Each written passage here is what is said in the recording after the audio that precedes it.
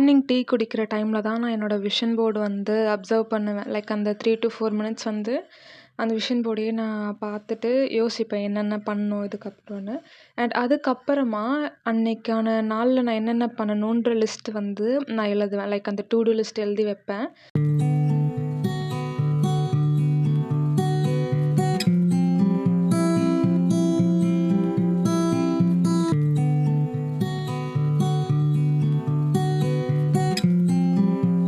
சாப்பிட்றதுக்கு முன்னாடி எப்பவுமே ப்ரே பண்ணிவிட்டு சாப்பிடுவேன். பட் இன்றைக்கி வந்து நான் அத மறந்துட்டு 2 வாய் எடுத்து வச்சுட்டேன். அண்ட் அதுக்கப்புறமா பாஸ் பண்ணிவிட்டு ப்ரே பண்ணிவிட்டு நான் திருப்பி சாப்பிட ஸ்டார்ட் பண்ணேன்.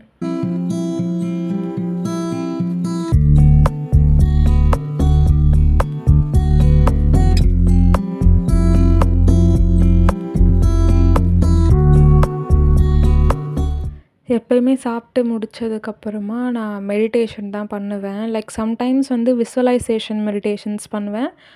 இல்லைனா கைடட் மெடிடேஷன்ஸ் இருக்குது, அதுவுமே பண்ணுவேன்.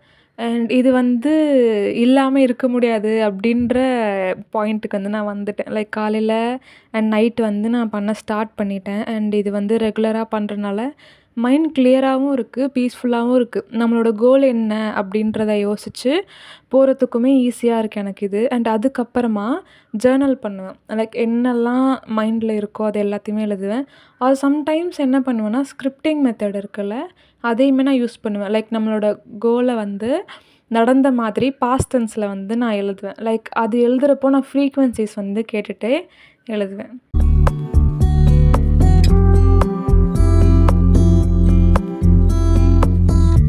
அண்ட் அதுக்கப்புறமா நான் வந்து ரொம்ப மாதத்துக்கு முன்னாடியே ஒரு ட்ரெஸ் வந்து ஸ்டிச் பண்ணேன். பட் அதை ஆல்டர் பண்ணணும், லைக் அந்த ஜாயின் பண்ணுற இடத்துல. ஸோ அது வந்து பண்ணாமலே இருந்துச்சு. சரி இன்றைக்கி பண்ணலாம் அப்படின்னு வந்து எடுத்து அதை வந்து பண்ணுறதுக்கு நான் ஸ்டார்ட் பண்ணேன். அது வந்து என்னோடய அம்மம்மாவோட சாரீலேருந்து தான் நான் ஸ்டிச் பண்ணேன் அந்த ட்ரெஸ்ஸு. ஸோ ட்ரை பண்ணலாம் இந்த மாடலில் அப்படின்னு மாதிரி நான் பார்த்து அந்த மாதிரி ஸ்டிச் பண்ணேன்.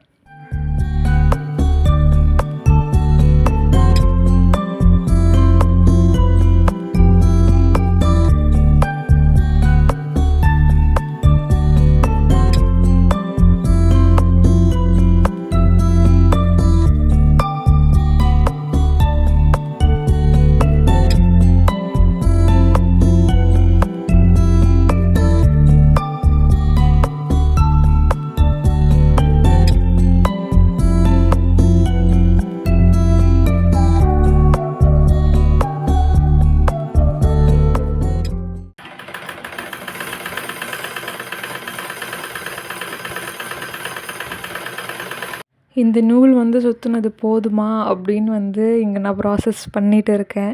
ஏன்னா அதுக்கு மேலே அந்த பாபினில் நூல் சுற்றலை. லைக் சரி இது போதும் அப்படின்னு வந்து டிசைட் பண்ணிவிட்டு அதுக்கப்புறம் நூலெல்லாம் போட்டுட்டு ஸ்டிச் பண்ணுறதுக்கு வந்து நான் ஸ்டார்ட் பண்ணிட்டேன்.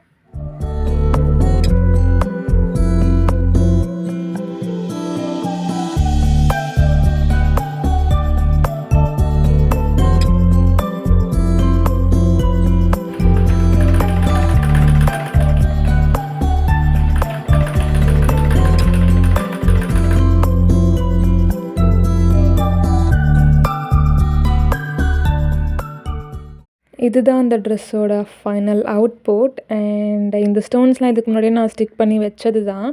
பட் இந்த வெய்ஸ்ட் லைன் இருக்குல்ல, அது கொஞ்சம் எனக்கு கீழே வந்த மாதிரி இருந்துச்சு. அதனால தான் நான் வந்து திருப்பி அதை கட் பண்ணிவிட்டு அட்டாச் பண்ணேன். பட் ஸ்டில் எனக்கு இன்னும் கீழே இருக்க மாதிரி இருந்துச்சு. சரி என்ன பண்ணலான்னு யோசிச்சப்போ என்கிட்ட கோல்டு லேஸ் இருந்துச்சு வீட்டில். ஸோ அதை நம்ம பெல்ட்டாக மாற்றிடலாம் அப்படின்னு வந்து பார்த்தப்போ அந்த லேஸ் கூட வந்து எனக்கு கோல்டு ரோப்புமே இருந்துச்சு. நம்ம சுடிதார் அண்ட் ப்ளவுஸில் வைப்போம்ல அது. அதனால் அதை வந்து ஜாயின் பண்ணிவிட்டு ஓகே நம்ம பெல்ட் மாதிரி இந்த ட்ரெஸ் கூட போட்டுக்கலாம், மற்ற ட்ரெஸ்ஸுக்குமே நல்லாயிருக்கும் இந்த மாதிரி போடுறப்போன்னு டிசைட் பண்ணி அதை ஸ்டிச் பண்ணி வச்சுட்டேன். இந்த ட்ரெஸ்ஸை வந்து ஃபோட்டோ ஷூட் பண்ணுறதுக்கு ஒரு நாள் ஷெட்யூல் பண்ணணும். அண்ட் இதுக்கு முன்னாடி நான் ஸ்டிச் பண்ண ட்ரெஸ் எல்லாமே என்னோடய பிஸ்னஸ் அக்கௌண்ட்டில் வந்து இருக்குது. இன்ஸ்டாகிராமோட லிங்க் நான் உங்களுக்கு தரேன். அதில் போய் நீங்கள் பாருங்கள். அண்ட் ஆர்டர்ஸுமே நீங்கள் அதில் ப்ளேஸ் பண்ணலாம்.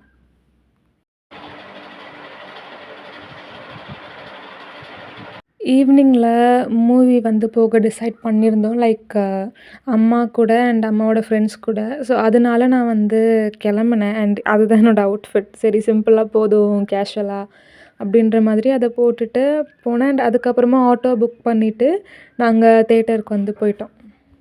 என்கிட்ட காலையிலேயே சொன்னாங்க இந்த மாதிரி மூவிக்கு போவோன்னு.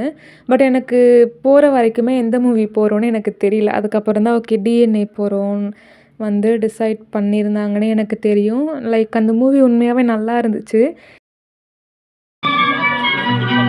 ஏன்டா இப்படி இருக்கேன்னு கேட்டா ஆயத்து வந்து பேசுறானா பாரு.